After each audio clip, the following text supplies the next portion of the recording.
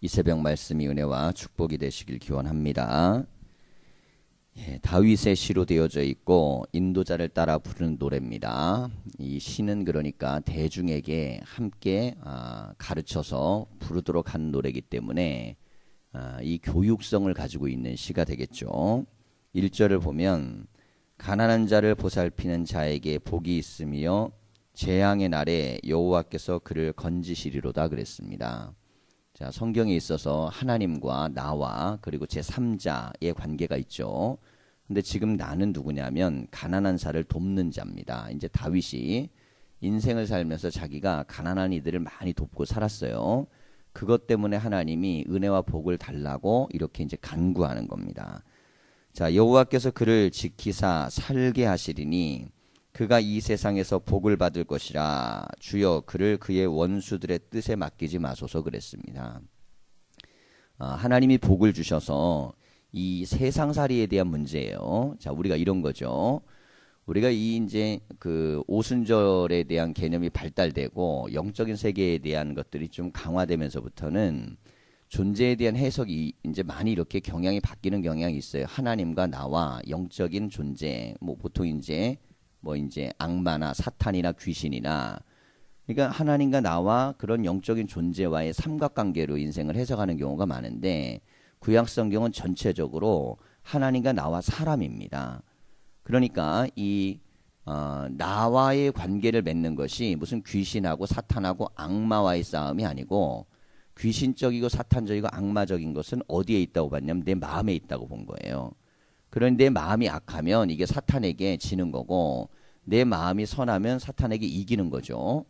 그래서 가장 중요한 관계는 뭐냐면 실제적으로 눈앞에 보이는 사람입니다. 사람과의 관계를 어떻게 맺느냐, 어떤 관계를 유지하느냐가 중요했어요. 자, 그러면서 3절을 보면 여호와께서 그를 병상에서 붙드시고 그가 누워 있을 때마다 그의 병을 고쳐 주시나이다 그랬습니다. 자, 이 사람이 지금 병에 들어 있는 거예요. 다윗이 병 들어 있는데, 병 들어 있는 사람을 고침받는 게 무엇으로 고침받는가? 가난한 사람을 도왔던 사람을 하나님께서 그 병에서 고쳐 주신다는 겁니다. 자, 이게 가난한 자에 대한 가난한 자를 돕는 자에 대한 축복이 질병의 문제를 해결하는 거죠. 우리가 이제 신약 성경에 나와 있는 예수님의 치유의 사건들 혹은 귀신을 쫓아내는 사건들 중심으로만 성경을 이제 알게 되면, 그렇게 되면 이게 영적인 문제를 해결하고 귀신을 쫓고 질병을 고치고 예수님의 능력에 대한 것만 집중하다 보면 거기에서의 메시지를 벗어나지 못하는데, 그렇지 않고 우리가 이 시편에 넘어와서 우리의 질병의 문제를 사람의 문제로 보면 우린 예수님은 아니잖아요. 그러니 우리가 병을 낫고 해결되는데 굉장히 중요한 것은 가난한 자들을 돕고 선하게 살 때 하나님께서 긍휼을 베푸신다는 겁니다. 이제 이게 구약에 있어서의 치유에 대한 역사를 말씀하시는 거예요. 4절을 보면 내가 말하기를 여호와여 내게 은혜를 베푸소서 내가 주께 범죄하였사오니 나를 고치소서 하였나이다. 그런데 병에 걸렸는데 이 병이 범죄와 상관이 있어요. 죄와. 근데 이 죄도 사람과의 관계에서 생긴 겁니다. 그러니 이 사람과의 관계에서 다윗이 잘못을 하고 실수를 하고 문제가 생겼는데 이게 뭐로 왔냐면 병으로 왔어요. 병으로 왔는데 하나님께 어떻게 얘기하냐면 회개는 회개대로 하고 병은 병대로 고쳐달라 그러는데, 회개는 하나님 앞에 영적인 문제니까, 그러니까 이 회개에서 용서해달라고 하면 하나님이 용서를 하시면 되는데, 몸에 온 병, 이 병은 고칠 수 있는 근거가 뭐냐면 착하고 선하고 의롭게 살았기 때문에 고쳐달라는 겁니다. 그러면 성경에서 착함은 무엇이냐면 가난한 자를 돕는 겁니다. 가난한 자를 돕는 것이 착한 것이고 옳은 것이죠. 나의 원수가 내게 대하여 악담하기를 그가 어느 때에나 죽고 그의 이름이 언제나 없어질까 하며 그랬습니다. 이 원수가 나 죽기만 바라간다는 거죠. 그리고 말하고 다닌다는 거예요. 죽었으면 좋겠고 사라졌으면 좋겠고 없어졌으면 좋겠고 이런 식으로 반응을 한다는 겁니다. 나를 보러 와서는 거짓을 말하고, 그런데 돌아다니면서 그렇게 얘기하는데 앞에 와서는 또 딴 얘기한다는 거예요. 이게 다 인생 얘기입니다. 사는 얘기예요. 그러니 밖에서는 죽었으면 좋겠다 그러고 가까이 왔으면 또 거기서 위로하고, 근데 사람이 살다 보면 말이라는 게 이게 들려 내 귀로 들리는 건데 그러니까 앞에서 하는 이야기를 들으면 뒤에서 하는 얘기가 생각날 거 아니에요. 물론 이럴 수도 있죠. 뒤에서는 얘기하다 마음을 돌이켜서 진정으로 야, 내가 이렇게까지 마음 먹을 필요 없지. 가서 내가 좋은 말 하자. 그래갖고 왔을 수도 있는데 지금 이 상황에서는 보니까 그건 아니더라는 거예요. 뭐 그렇게만 됐다 그러면 이 사람이 여기서도 말하고 밖에 나가서는 또 좋게 얘기하면 그건 검증이 되겠죠. 근데 내 앞에서는 그렇게 얘기하고 밖에 나가서는 또 나쁘게 얘기한다. 그렇게 되면 이것은 그 사람이 기만을 하는 것이니까 믿을 수가 없는 겁니다. 자, 다윗에게 이런 경우가 생겼어요. 근데 언제 생겼느냐? 병 들었을 때 생긴 겁니다. 자, 사람이 사람에 대해서 악한 얘기를 할 때는요, 이유는 아주 간단합니다. 그건 나보다 약하기 때문에 그런 거예요. 약하지 않고 강하다 그러면 그렇게 쉽게 못 합니다. 이 강한 사람에게는 함부로 못하는 이유가 뭐냐면 그 힘이 나를 누르거나 나를 해할 수 있거나 나에게 미치는 영향력이 크다 그러면 함부로 그렇게 나와의 관계를 맺고 있는 게 별로 그렇게 바람직하지 않아도 함부로 할 수는 없습니다. 결국에는 모든 것은 힘의 문제와 관계가 돼 있어요. 그래서 우리가 언어를 쓰든 아니면 관계를 맺든 무엇을 하든 간에 힘의 관계가 어떤 식으로 되느냐. 자, 이 문제가 중요한 이유는 이런 겁니다. 세상에는 수많은 악이 도사리고 있습니다. 그런데 모든 악을 내가 다 제거하고 살 수는 없어요. 게다가 어떤 악들은 내가 이용해서 또 용인하기도 하고 이용하기도 합니다. 자, 분명히 그것이 악이에요. 악인데 너무너무 거대하고 센 악은 아예 엄두를 못 냅니다. 이건 건드려도 안 될 것 같고 건들면 나에게 피해가 올 것 같고 문제가 생길 것 같은 악은 사람들은 쉽게 건들지 못하죠. 자, 근데 사람들이 악을 건드는 경우가 있어요. 이게 뭐냐면 내가 해볼 만하고 이길 만하고 그리고 부딪혀볼 만하거나 그리고 내가 얼마든지 이것들은 시간이 지나면 내가 얼마든지 이 악과 싸워볼 만하다. 그때는 악을 건듭니다. 자, 그래서 사람들은 대부분 큰 불의에 대해서는 눈 감습니다. 근데 나에게 미치는 조그마한 화가 있고 불의가 있으면 그건 못 참습니다. 자, 예를 들면 지금 국정원 대권 문제가 뭐 굉장히 오래됐잖아요. 이건 나라 전체를 흔드는 굉장히 위험한 행동이거든요. 세계사의 민주주의의 가장 위험한 행동입니다. 그런데도 많은 사람들은 거기에 심각하게 반응 안 합니다. 근데 소고기 문제가 터졌을 땐 어마어마하게 반응했죠. 그 이유는 내가 먹는 문제는 중요하게 반응이 되는데 이게 국가 전체를 흔들어도 당장 그것이 나에게 피해를 주지 않으면 사람들은 그것이 뭐 그게 뭐 중요한가? 그럴 수도 있지라고 치부합니다. 근데 문제는 어디서 생기냐면 거대한 악은 시간이 지나면 모두를 무너뜨려요. 근데 작은 악은 그것이 각 개인을 무너뜨리는 데는 작용하지만 전체를 무너뜨릴 수는 없기 때문에 사람들의 반응은 정의로움은 어디서 결정되냐면 정말 정의로우면 악한 건지 아닌지를 구별해야 되는데 사람들은 그렇게 안 하고 힘의 논리로 내가 이걸 해결할 수 있느냐 아니냐로 본다는 거죠. 자, 그러다 보니까 세상의 원리가 다 그렇다 보니까 사람들은 강한 힘을 가지면 악을 행합니다. 이게 지금 다윗에 대해서 행하고 있는 이 주변의 행태인 거예요. 다윗이 권력이 있었을 때는 함부로 못했습니다. 그리고 그에 대해서 힘이 강하게 느껴질 때는 그에 대해서 존경하기도 하고 따르기도 했는데 이 힘이 약화되고 병이 들어버린 거예요. 그랬더니 뒤에 가서는 온갖 욕을 다 하고 게다가 죽어버렸으면 좋겠다 그러고 앞에 와가지고는 그 문제에 대해서는 아닌 것처럼 또 생색을 내고 근데 오늘 말씀을 보면 이제 친구들조차도 이제 그런 배신감을 느끼게 되거든요. 자, 7절을 보면 나를 미워하는 자가 다 하나같이 내게 대하여 수군거리고 나를 해하려고 꾀하며 이르기를 악한 병이 그에게 들었으니 이제 그가 눕고 다시 일어나지 못하리라 하오며 하여간만 나쁜 말은 다 하고 돌아다닌다는 거죠. 자, 그러면서 내가 신뢰하여 내 떡을 나눠 먹던 나의 가까운 친구도 나를 대적하여 그의 발꿈치를 들었나이다 그랬습니다. 이 가까운 사람이라도 내가 병들고 힘들고 어려우면 문병을 못 올 망정 적어도 욕을 하고 다니면 안 될 거 아니에요. 근데 같이 떡을 나눠 먹었다는 건 아주 가까워서 속에 있는 얘기를 다 나누던 사람이란 뜻입니다. 속내기 다 나누던 사람이 내가 약해지는 걸 보니까 원수편에 서가지고 맞장구를 치고 있더라는 겁니다. 이게 다윗이 어마어마한 배신감을 느끼겠죠.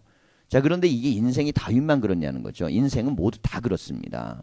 그렇기 때문에 사람에겐 힘이 있어야 돼요. 이게 첫째는 힘이 있어야만 그래야만 무시당하지 않을 수 있습니다. 자, 두 번째는 뭐냐면 힘이 없다 할지라도 여호와가 나의 힘이 돼야 됩니다. 자, 세 번째는 뭐냐면 힘이 약해지더라도 그 모든 세상이 그렇다는 걸 인정할 수 있는 현실적인 눈이 있어야 돼요. 사람이라는 존재는 내가 힘이 강할 때와 약할 때 태도가 다릅니다.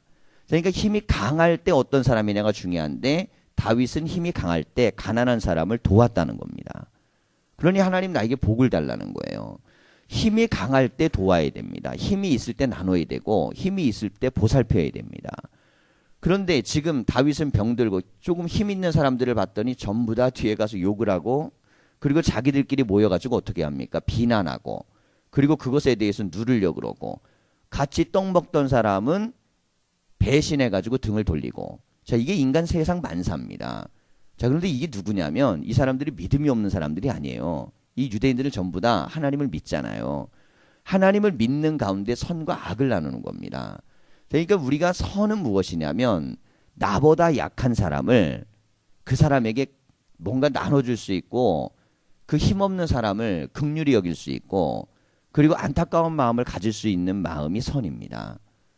자 그런데 나보다 강한 사람에겐 사람은 얼마든지 그럴 수 있어요. 이 사람이 보니까 나에게 뭔가 혜택을 줄 것 같아. 이 사람이 나에게 뭐 이익을 줄 것 같아. 이 사람하고 관계를 잘 맺어놓으면 손해볼 게 없을 것 같아. 아 근데 봤더니 이 사람이 악한 사람이에요. 그래도 나에게 이익되면 사람들은 그 이익을 택하지 악에 대해서 반응하지 않습니다. 하지만 나보다 약하고 도움을 나에게 줄 게 없고 피해만 줄 것 같고 문제가 생길 것 같으면 그때부터는 선악으로 분별하게 됩니다. 그러니까 선악을 분별하려면 기준은 동일해야 됩니다. 강한 자에게도 선하든고 악하든지 약한 자에도 그래야 되는 거고 부자에게도 그래야 되고 가난한 자에게도 그래야 됩니다. 힘의 여부와 상관없이 옳고 그름을 이야기한다면 그건 정당성이 있지만 힘의 여부와 상관없이 옳고 그름을 이야기하면 그거는 부당하다는 거예요. 자, 이거 이스라엘 백성들의 가르치는 다윗의 시지만 교육용입니다. 가난한 사람 무시하면 안 된다는 거고 병든 사람 함부로 여기면 안 된다는 것이고 조금 힘 있다 그래가지고 등 돌리면 안 된다는 것이고 인간 세상 만사가 기본적으로 있는 도리라는 것이 있는 것인데 이걸 잘못 행하면 안 된다는 거죠. 자 그러면서 10절을 보면 그러하오나 주 여호와여 내게 은혜를 베푸시고 나를 일으키사 내가 그들에게 보응하게 하소서 그랬습니다. 하나님 내가 병들었지만 하나님이 날 살려주셔갖고 아주 막 버젓하게 일어나가지고 나를 욕하고 험담하고 죽이려고 그러고 원수처럼 이야기하는 사람들 앞에 내가 당당하게 살 수 있도록 해달라는 겁니다. 그렇잖아요. 왜냐하면 가장 가까운 친구가 떠났으니까 이제 뭘 믿습니까? 믿을 게 없잖아요. 하나님이 도우셔야만 내가 살 수 있는 힘이 생기는 겁니다. 인생이라는 것이 이 권력이 있을 때나 돈이 있을 때는요. 그래도 사람들이 주변에 모입니다. 꼬이게 돼 있고요. 내 앞에 사람들이 아부하게 돼 있고 머리 숙이게 돼 있어요. 근데 그거는 내 힘과 능력과 영향력 사라지면 다 사라지는 거예요. 그러니 인생은 어떻게 살아야 되느냐. 힘 믿고 살면 안 됩니다. 인생은 진정성이 있어야 돼요. 힘은 사라질 수 있습니다. 나이 들면 사라지는 거고 권력도 사라질 수 있고 돈도 사라지고 다 사라질 수 있어요. 근데 무엇이 사라지지 않아야 되냐면 가난한 자를 긍휼히 여기는 이 착한 마음입니다. 그래서 성경에 있어서 가장 복된 사람은 어떤 마음이냐면 선량한 마음을 갖고 사는 사람이에요. 선량한 마음을 갖고 사는 사람은 하나님이 도우시는 거예요. 근데 내가 돈이 있고 권력이 있고 다 있는데 어느 날 다 갑자기 사라졌는데 사람도 사라졌는데 하나님도 돕지 않습니다. 그럼 죽는 겁니다. 이 인생이 아주 비참하게 멸망하는 게 바로 그거예요. 그러니 내가 사람들에겐 버림받아도 하나님에겐 구원받을 수 있는 삶을 살아야 됩니다. 이게 내가 힘 있을 때 그 힘을 선하게 써야 되고 돈 있을 때 가난한 사람을 도와야 되고 영향력 있을 때 그 영향력으로 겸손해야 됩니다. 그래야 그거 힘 빠지고 돈 빠지고 능력 빠질 때 사람들이 날 보고요. 그래도 저 사람 참 좋은 사람인데 그 사람 인정 있던 사람인데 그때 하나님이 사람을 통해 또 도우시는 거예요. 다윗이 보면 인생에 있어서 사람에게 배신감 당하지만 또 그때 돕는 사람이 나타납니다. 돕는 사람. 근데 다윗의 말년에 보면 가장 큰 영향을 행사한 사람이 누구냐면 나단이에요. 나단은 다윗이 잘못했다고 와갖고 강력하게 얘기했던 사람인데 충신이에요. 그가 그렇게 얘기하면서 목숨 걸고 온 겁니다. 근데 이 다윗이 감동을 한 거예요. 딴 사람들은 내 힘 때문에 아무도 그렇게 얘기 못 하는데 보니까 이 사람은 정말 나를 사랑하는 마음으로 목숨을 건 겁니다. 그래서 솔로몬을 왕으로 세울 때 누구의 청탁 때문에 그렇게 됩니까? 나단 때문에 그래요. 나단이 솔로몬을 왕으로 만들기를 원하는 마음이 있는 걸 알고 권력의 승계를 누구에게 주냐면 솔로몬에게 주는 겁니다. 그만큼 나단에 대한 믿음이 있었던 이유는 이 다윗에 대해서 나단이 얼마나 진정한 사랑과 믿음을 가지고 서 있는지를 봤기 때문에 그렇습니다. 이게 사람의 진정성이라는 게 인정을 받은 거죠. 그리고 힘들고 어려울 때 그때 나단은 다윗 편에 섭니다. 다 배신해서 도망가요. 처음에 다윗이 왕좌에 오를 때 함께했던 무리들 중에 많은 이들이 다윗을 배신합니다. 그리고 압살롬 편에 많이 섰어요. 그랬는데 그때 죽음을 무릅쓰고 다윗 편에 서는 사람들이 생기는 겁니다. 이게 사람은요, 어제의 동지가 오늘의 적이 될 수 있잖아요. 근데 어제는 남이었던 사람이 오늘 또 나의 동지가 될 수 있어요. 근데 힘들고 어렵고 고통스러울 때 하나님은 또 누구를 통해 돕냐면 또 사람으로 돕는 겁니다. 그러니 인간은요, 언제나 하나님의 구원의 통로입니다. 모든 사람과 더불어 관계를 잘 맺어야 되는 이유가 뭐냐면 사람을 통해 내가 받을 수 있는 구원이라는 것이 하나님이 만들어 가시는 길이기 때문에 그렇습니다. 근데 그래도 어느 땐 또 어떻게 돼요? 또 그 사람도 또 배신할 수 있어요. 그래서 오직 누구만 믿는 거냐면 여호와만 믿는 겁니다. 우리는 하나님만 믿어야 되지만 사람 앞엔 잘해야 된다. 이게 오늘 41편의 내용이에요. 하나님만 믿으니까 사람한테는 함부로 해도 된다. 그런 내용으로 우리가 착각을 하면 안 됩니다. 우리가 신앙생활을 하면서 가장 오해를 하는 것들 중에 하나가 뭐냐면 삼각구도가 하나님과 나와 상대방이 아니고 하나님과 나와 자꾸 영적인 귀신 이런 싸움으로 몰아가는 사람들은 인간관계나 사람관계들을 실패하는 경우가 많습니다. 하나님과 나와 다른 사람인 거예요. 사탄은 그럼 뭐냐? 사람과 사람 사이가 무너뜨리고 벌어지게 만드는 요인입니다. 하나님과 내 사이가 벌어지도록 만드는 요인이에요. 그러니까 우리가 이걸 규명을 잘하고 잘 바라봐야 됩니다. 신구약이 공이 똑같습니다. 그건. 내가 인생의 성공적인 인생을 살려면 내가 가지고 있는 상대방이 누군지를 보고 그 상대방과의 관계를 어떻게 맺는가를 성공해야 되는데 특별히 여기서는 원수와의 문제는 이 원수가 너무너무 배신감을 느끼는 거예요. 그리고 그가 조롱하고 다니고 욕하고 다니고 막 죽인다 그러고 죽었으면 좋겠다 그러고 얼마나 마음이 상하겠어요. 근데 마음은 이미 깨진 겁니다. 하지만 지금 할 수 있는 건 뭐냐면 내가 건강해져서 버듯하게 살아나가지고 그래서 그들이 나 욕하지 못하도록 만들어 달라는 거예요. 남은 못하고 이제 하나님만 하시니까. 근데 이 응답은 나중에 뭘로 나타나면 여전히 주변에 돕는 사람으로부터 나타나는 겁니다. 우리가 세상을 살아가면서 나의 문제가 있었을 때 많은 문제는 물질의 문제이거나 사람의 문제 이 두 가지 문제밖에 없습니다. 근데 물질의 문제는 물질 자체는 속을 안 썩게 해요. 내가 속을 썩는 거지. 근데 사람은 사람이 속을 썩이는 겁니다. 그래서 힘든 거예요. 왜냐하면 물질은 내가 속 안 썩으려고 노력하면 그냥 안 썩고 마음 편하게 마음 내려놓을 수 있습니다. 근데 사람은 그럴 수가 없어요. 사람은 내 마음을 끊임없이 흔들어 놓을 수 있는 생물이기 때문에 사람과의 관계에 성공하는 게 물질보다 훨씬 중요합니다. 그래서 계명의 두 가지는 하나님, 살아계신 하나님과의 관계고 살아있는 인간과의 관계에 성공해야만 그게 하나님이 주신 우리의 능력입니다. 자, 이 두 가지가 성공해야 되는데 실제적으로 우리의 삶 속에는 어떤 존재가 있느냐? 나와 함께 상대하는 원수 같은 존재가 존재할 수 있다는 거죠. 자, 그런데 나는 병들었어요. 고통스럽습니다. 그때 할 수 있는 건 뭐냐면 하나님 앞에 나를 세워서 내가 당당하게 일어날 수 있도록 도와달라는 겁니다. 그래야만 그 힘이 다시금 견고해져서 상대들이 날 비난하고 이렇게 못하겠죠. 그렇게 될 수 있도록 만들어 달라는 거예요. 자, 12절 보면 11절 12절 보면 내 원수가 나를 이기지 못하오니 주께서 나를 기뻐하시는 줄을 내가 알았나이다 그랬습니다. 그러니 이걸 잘 알아야 돼요. 원수의 문제가 생겼을 때 그때 가장 중요한 건 내가 하나님 앞에 잘 서는 겁니다. 하나님 앞에 잘 서고 하나님이 기뻐하는 일을 하는 거예요. 이게 가난한 자를 돕고 고난당하는 자를 돕고 어려운 이들을 돕는 그 긍휼한 마음입니다.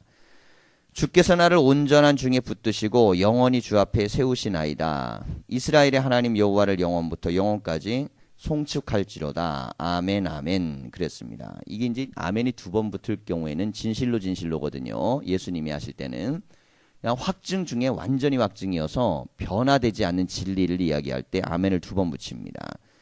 이스라엘의 하나님 여호와를 영원까지 송축할지어다. 높임 받을 분은 하나님밖에 없다는 거죠.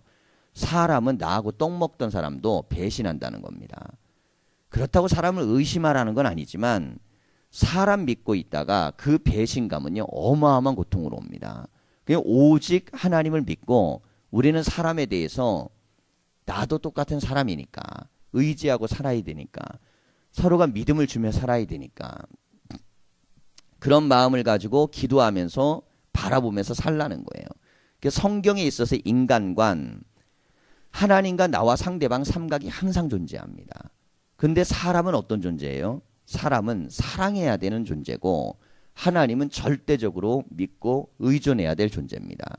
오늘 우리가 이 새벽에 주님께 나왔는데 이 다윗의 고백처럼 살다 보면 생기는 상대방의 문제가 누구나 다 있습니다. 없는 사람이 없어요.